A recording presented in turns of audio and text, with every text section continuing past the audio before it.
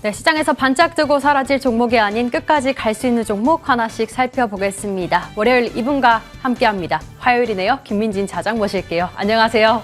안녕하세요. 예, 저는 월요일인데 김민진 차장님이 나오셨네라고 생각을 했는데 생각해보니까 화요일이네요. 예, 민망합니다. 갈 테마 가라 첫 번째 테마 바로 열어보도록 하겠습니다. 예, 이 테마는 왜 오픈해보죠? 사실 오늘 머크의 치료제 관련주 이야기를 좀 나눠보고 싶었는데 아무래도 시장이 좀 어수선하다 보니까 조금이나마 안정적인 움직임을 이야기해보는 게 어떨까라는 관점에서 골라봤고요. 관련주 바로 열어볼게요. 오늘 신고가를 기록하고 있는 동양생명을 비롯해서 종목들 굉장히 다양하게 있고 사실 금리 상승으로 수혜를 받아가고도 있지만 배당에 대한 매력까지 굉장히 많이 가져가잖아요. 맞습니다. 단기적 관점으로나 중장기 관점으로나 지금 투자해도 괜찮을까요? 사실 보험주들 같은 경우는 현 시점에서는 뭐 중요한 좋은 대안이 될 수 있겠죠. 아무래도 이제 시중금리의 인상이 계속적으로 좀 이어지고 있는 상황 속에서 금융주들, 특히 은행주와 보험주들에 대한 관심이 높아지고 있는 구간이다라고 평가를 내릴 수 있을 것 같고요. 거기에 더해서 지금 손보사들 같은 경우는 손보사들의 손해율이 개선되는 시점은 아무래도 이제 사고가 많이 안 날 때 개선이 됩니다. 네. 그런데 이제 코로나19 때문에 활동을 많이 안 한다는 거죠. 네. 그러다 보니까 작년부터 손보사들의 손해율은 꾸준히 좀 개선이 되고 있었던 상황이었다는 거죠. 이러한 부분들을 종합적으로 고려해 본다라고 한다면은 현 시점에서 그리고 그러한 부분들을 바탕으로 실적 같은 경우는 굉장히 좋게 나오고 있습니다. 이러한 부분들을 종합적으로 고려해 본다라고 한다면은 전반적인 규제가 좀 심한 은행보다 오히려 보험주들이 왜 주가가 더 많이 올라왔는지를 이해할 수 있는 부분이 아닐까라는 판단도 드릴 수 있을 것 같습니다. 네, 차장님께서 말씀해 주신 거를 비롯해서 이야기를 나눠보면 일단 손해보험 쪽으로 좀 긍정적으로 보고 계신 것 같아요. 대표적으로 한화손해보험의 경우에도 역대 사상 이익을 기록할 것이다. 네. 이 3분기 어닝 서프라이즈에 대한 기대감을 굉장히 많이 가져가고 있는데요. 일단 손해보험주 안에서도 또 좋은 종목을 발굴해 봐야 될 텐데 어떤 종목에 조금 주목을 하세요? 저는 이제 좀 균형 잡힌 손해보험주라는 측면에서 봤을 때 DB손해보험이라는 기업에 대해서 좀 말씀을 드려볼까 합니다. 방금 말씀 주셨듯이 분기 실적 자체 기대감이 굉장히 높은 상황이죠. DB손해보험 같은 경우도 지금 3분기 순이익이 2,037억 정도 지금 현대차증권에서는 추정을 하고 있는 상황인데요. 시장의 컨센서스가 1,430억밖에 되지 않습니다. 그러니까 시장 컨센서스 대비해서 거의 40% 가까이 초과한 실적을 보일 것이다.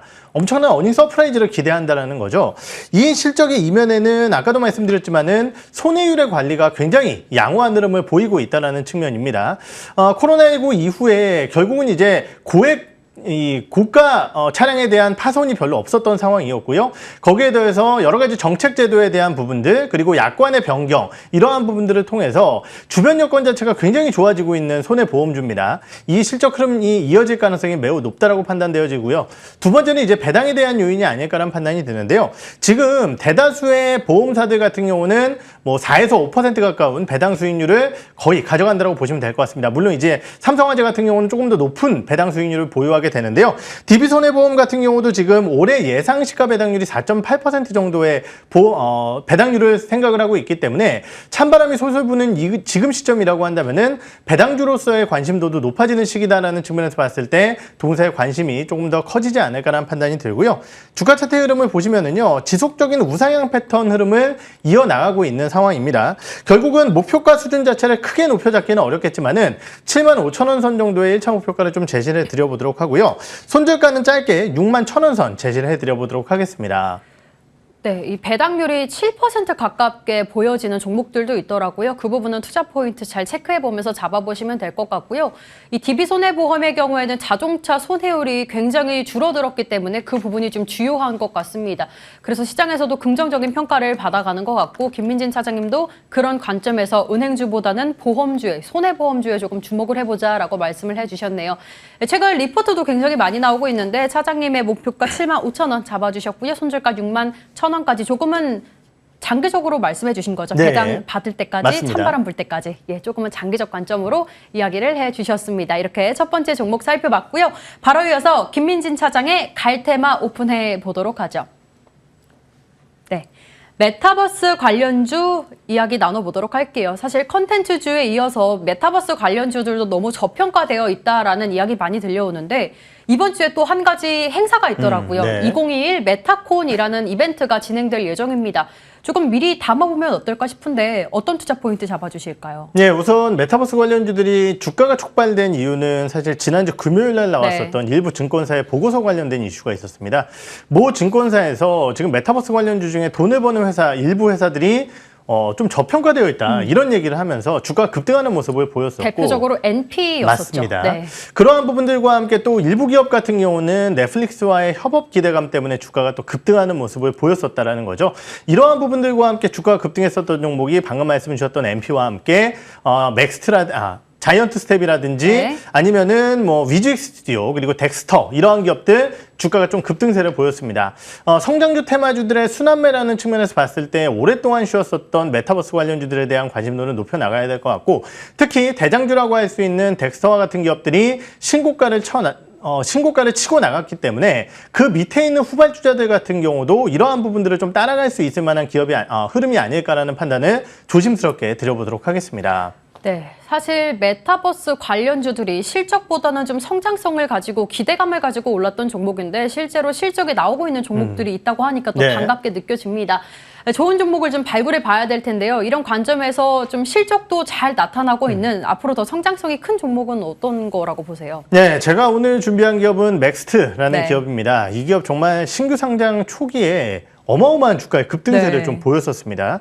어떻게 보면 이제 메타버스 테마의 축을 좀 이뤘고 관련 테마가 가장 강할 때 상장을 하면서 또 어마어마한 주가의 상승을 보였었는데요. 이후 8월 4일부터 대략 2달이라는 기간 동안 지속적인 우하향 패턴을 좀 보이고 있는 아쉬운 주가의 흐름들을 만들어내고 있습니다.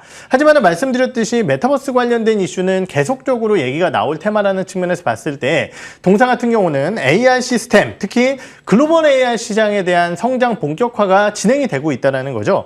지금 AR 시장 같은 경우는 24년까지 연평균 50% 가까운 굉장히 강한 성장세를 보일 것으로 예상을 하고 있습니다.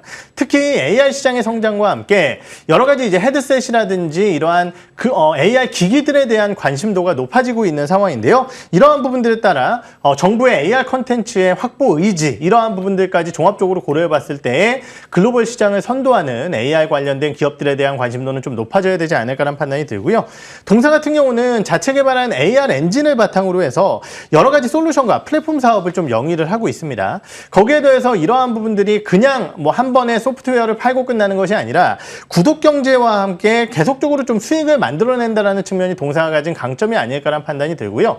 또 하나의 이슈는 동사의 지분을 보유하고 있는 기업들일 것 같은데요. 현대차와 만도가 동사의 지분을 대략적으로 5% 이상씩 보유하고 있는 기업입니다. 물론 향후에 이러한 부분들에 대한 지분 관계가 계속 이어질지 모르겠지만은 이러한 지분 관계를 바탕으로 현대차 같은 경우는 다양한 AR 시스템, AR 매뉴얼이라든지 이러한 부분들에 대한 솔루션을 맥스트와 함께 협업을 해서 이러한 부분들이 이어가고 있다는 측면에서 봤을 때 단기적인 부분으로서의 뭐 개별적인 개인들의 성장뿐만이 아니라 B2B 쪽으로서의 AR 성장 그리고 메타버스의 성장을 같이 끌고 갈 수 있을 만한 기업이다라는 측면에서 봤을 때 맥스트의 관심도는 다른 기업들보다 조금 더 높아져야 되지 않을까라는 판단을 조심스럽게 드릴 수 있을 것 같습니다.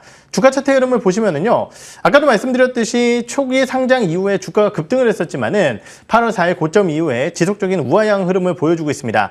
다만 현재 주가 시점에서는 계속적으로 좀 지지를 받고 있는 상황이기 때문에 최근 메타버스 관련주들에 대한 주가 급등과 함께 동사에 대한 관심도도 좀 높여나가야 되지 않을까라는 판단이 들고요. 단기적으로 봤을 때는 6만 원 선의 1차 목표가 그리고 손절가는 굉장히 짧게 45,000원 선 제시를 해드려보도록 하겠습니다. 네, 이렇게 메타버스 관련주에 대해서 오늘 이야기 나눠봤습니다. 맥스트 추천주로 주셨는데요. 사실 다른 코너에서 다른 위원님이 맥스트로 굉장히 큰 수익을 거뒀던 적이 있습니다. 그렇기 때문에 좀 오래 쉬어갈 만큼 쉬어갔기 때문에 이제 또 한번 큰 반등이 올 것이다 라는 관점에서 이번에는 김민진 차장님의 효자주로 한번 기대를 해보도록 할게요. 목표가 6만 원 잡아주셨고요. 손절가 조금 짧게 45,000원 짚어주셨으니까 관심 있으신 분들은 맥스트 쪽으로 조금 관심 가져보시면 어떨까 싶습니다. 이렇게 오늘 두 가지 테마 함께 살펴봤습니다. 갈테마 가라와 함께 이슈앤뷰 저희 여기서 인사드릴 거고요. 화요일 김민진 차장님과 함께 인사드릴게요. 시장의 분위기가 많이 어수선합니다. 시장 끝까지 머니투데이 방송과 함께 해주시길 바랄게요. 시청해주신 여러분 고맙습니다.